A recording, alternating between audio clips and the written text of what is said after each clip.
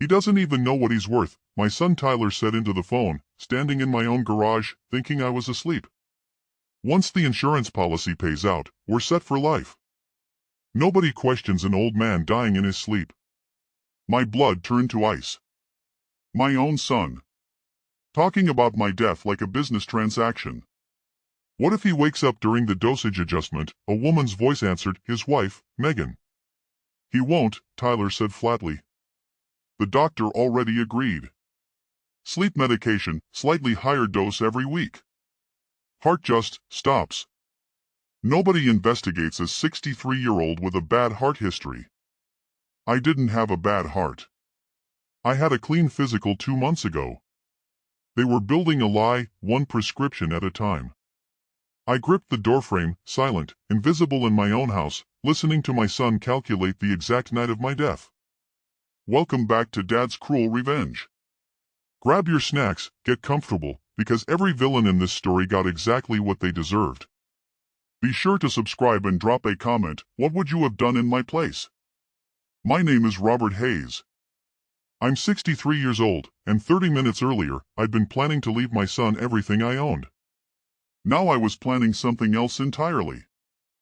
Tyler was my only child. His mother died when he was 9, and I raised him alone, worked 2 jobs, missed sleep, missed weekends, so he'd never once feel poor or abandoned. What Tyler never knew was the truth about my modest construction business. 20 years ago, I quietly bought early shares in 3 companies my clients built. One became a national logistics firm. I never touched a cent of the dividends. I let them compound, silently, invisibly, while I lived like an ordinary retired contractor in a modest house. I was worth over $11 million. Tyler thought I had a pension and a paid-off house. 3 months ago, Tyler moved back in to help take care of me, right after his construction company failed and his marriage to Megan started collapsing under debt. He became suddenly attentive, cooking my meals, managing my prescriptions, handling my mail. I thought it was guilt turning into love. It was reconnaissance. The insurance policy he mentioned wasn't one I remembered signing until I found the paperwork buried in my own desk, dated 6 weeks ago, my signature forged with unsettling precision. $2 million, payable to Tyler, upon my death by natural causes. They weren't just planning to inherit. They were manufacturing my death on a schedule.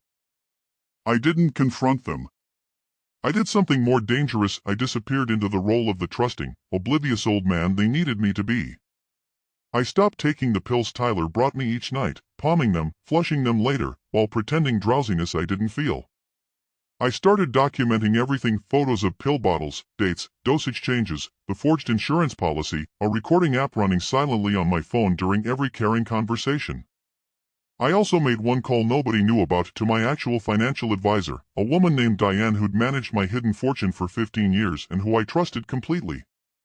Robert, if what you're describing is true, she said, voice tight, this isn't just fraud. This is attempted murder. You need police, not just lawyers. Not yet, I said.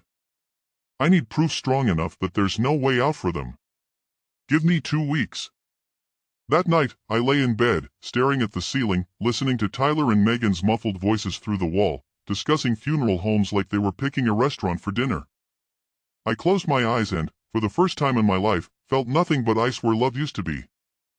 The dosage increase came exactly as predicted. Tyler handed me a new pill bottle, smiling. Doctor upped your sleep meds, Dad. Should help you rest better.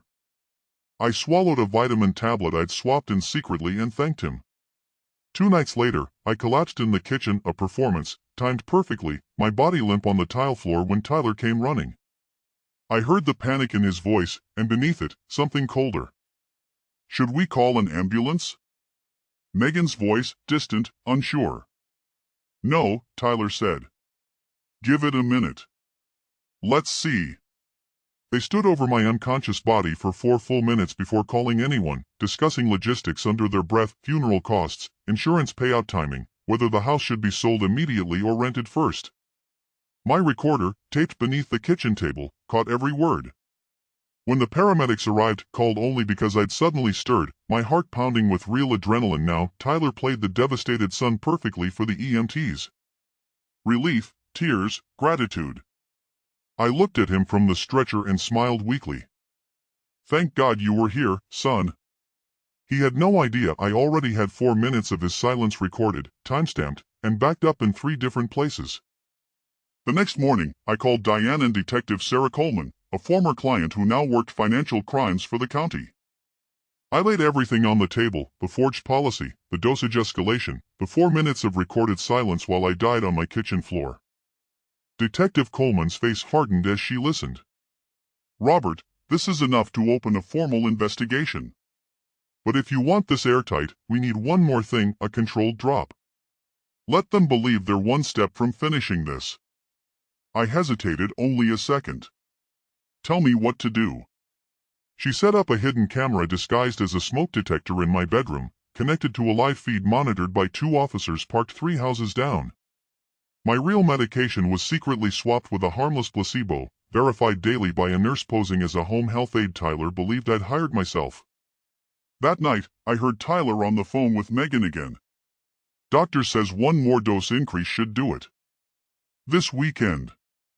I looked directly into the smoke detector, and for the first time, I let myself smile without hiding it. This weekend, they were going to get exactly what they'd planned for me, just not the way they expected. Saturday night arrived. Tyler brought me the adjusted pills himself, watching carefully as I swallowed them, waiting like a man checking a stopwatch.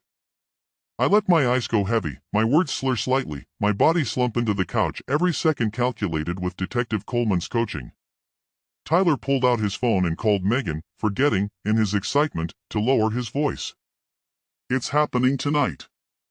I'm calling it in as natural causes in about 20 minutes. Get the funeral home number ready. 20 minutes. My own son had scheduled my death down to the minute, like a delivery appointment.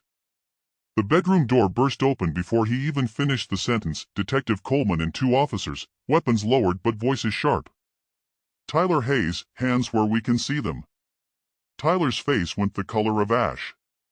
Megan, arriving moments later with a casserole dish for the grieving process, froze in the doorway, understanding instantly what had happened. I sat up slowly from the couch, fully alert, fully awake, watching my son's world collapse in real time.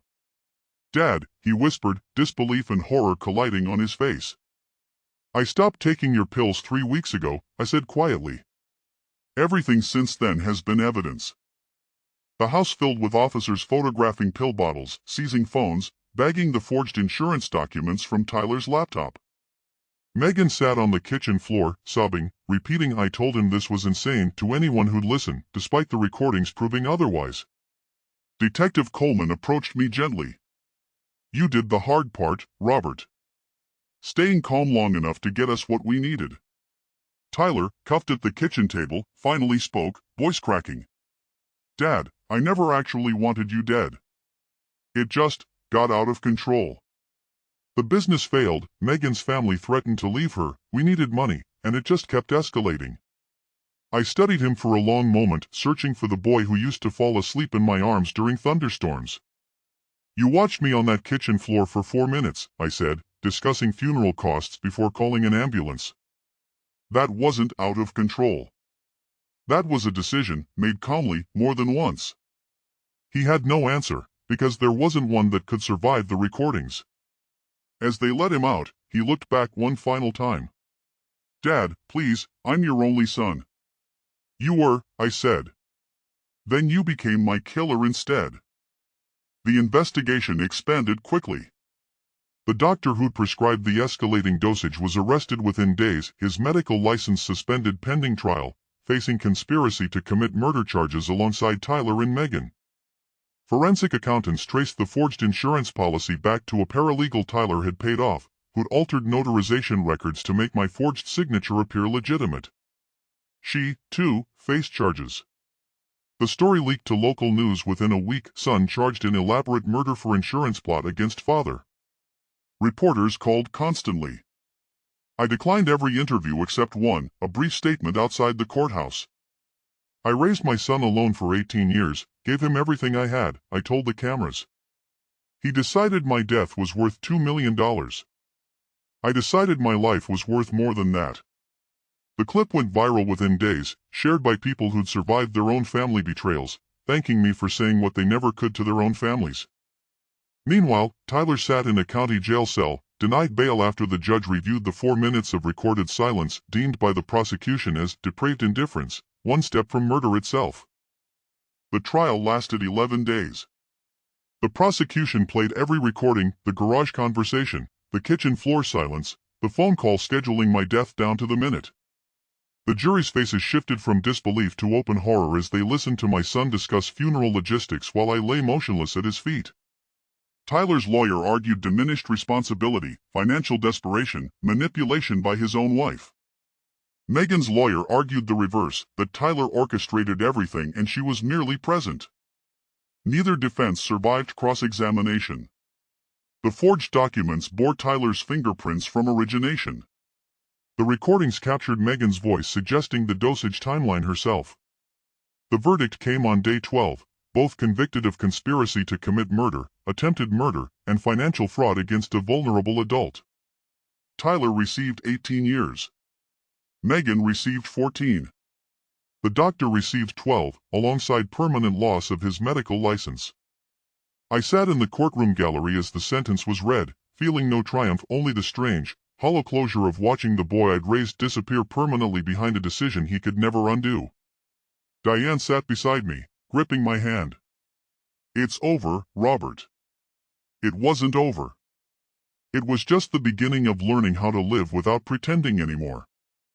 6 months later, I sold the house Tyler and Megan had planned to inherit. Too many rooms held the echo of that kitchen floor, those 4 minutes of calculated silence.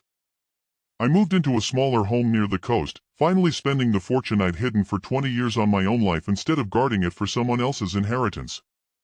I established a foundation, the Hayes Elder Protection Fund, providing free legal resources and emergency housing for elderly victims of financial and medical abuse by family members. Within a year, it had helped over 300 people escape situations disturbingly similar to my own. Tyler wrote to me twice from prison. I read the first letter, full of excuses, minimization, blame shifted onto Megan and financial desperation. I didn't read the second. Detective Coleman visited occasionally, now a friend rather than just an investigator. "You know," she told me once, "most victims freeze." You didn't. You outthought them. I raised a son who thought 4 minutes of silence was an acceptable price for $2 million, I said. Somewhere along the way, I learned to think 2 steps ahead of people who claimed to love me. A journalist reached out for a follow-up piece nearly a year after the trial, asking if I'd ever considered forgiving Tyler, for my own peace. Forgiveness requires acknowledgement, I told her. Tyler's letters contain excuses, not accountability. Peace doesn't require pretending someone didn't try to kill me. It just requires me choosing not to let it define the rest of my life. I spend my mornings now walking the coastline near my new home, afternoons reviewing foundation grant applications, evenings having dinner with Diane, who's become far more than my financial advisor over these past months. Sometimes I think about that night on the kitchen floor, the 4 minutes where my own son watched me, calculating funeral costs instead of calling for help. It no longer produces rage. Just a quiet, permanent clarity about exactly who he was, underneath 18 years of who I'd hoped he'd become. The $11 million I once hid to protect from nobody in particular now funds 300 people's freedom from exactly what I survived. That, more than any conviction, feels like the real ending. People ask if I regret staying silent those final 3 weeks, playing along, gathering evidence instead of confronting Tyler the moment I overheard that garage conversation.